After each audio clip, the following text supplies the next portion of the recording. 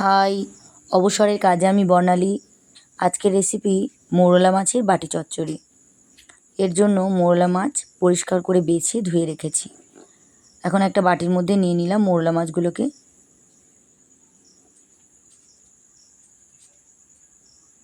এর মধ্যে দিয়ে দিলাম আদা রসুন বাটা, পেঁয়াজ আর টমেটো একসঙ্গে বাটা, পরিমাণ মতো হলুদ, লঙ্কার গুঁড়ো, কাশ্মীরি লঙ্কার গুঁড়ো, লবণ। এবার চামচ দিয়ে এইভাবে মিশিয়ে নেব। এইভাবে মৌরলা মাছ রান্না করলে দারুণ স্বাদের হয়।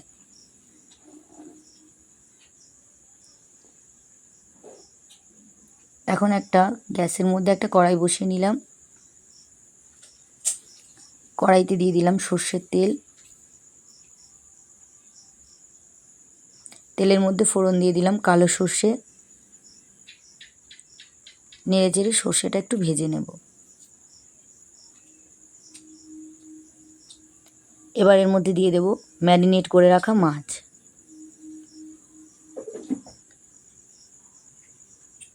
এইভাবে 1 মিনিট রেখে দেব।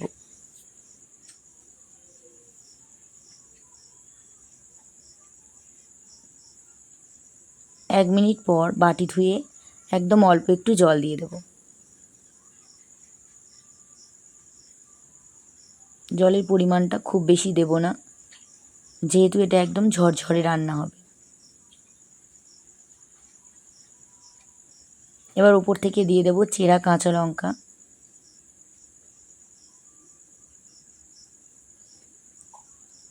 বেশ কিছুটা সর্ষের তেল।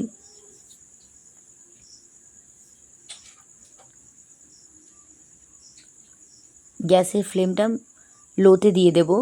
ঢেকে রেখে 15 থেকে 20 মিনিট রান্না করে নেব। 15 মিনিট পর ঢাকা খুলে দেখুন বেশ কিছুটা জল এখনও রয়েছে। আরও কিছুক্ষণ জাল দিয়ে গ্যাসের ফ্লেমটা হাই করে জলটা শুকনো করে নেব। জল শুকনো হয়ে গেলেই রান্নাটা তৈরি হয়ে যাবে।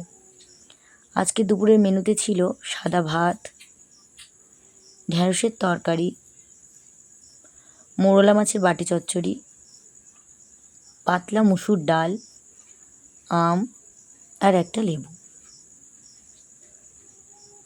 এইভাবে মৌরলা মাছের ঝাল বানালে দারুণ খেতে লাগে। যারা ঝরঝরে ভাতে এরকম শুকনো শুকনো মাছের ঝাল খেতে পছন্দ করেন, তারা রান্নাটা অবশ্যই একবার ট্রাই করবেন। ভিডিওটি ভালো লাগলে লাইক, কমেন্ট, শেয়ার করবেন আর চ্যানেলটি সাবস্ক্রাইব করে আমার পাশে থাকবেন।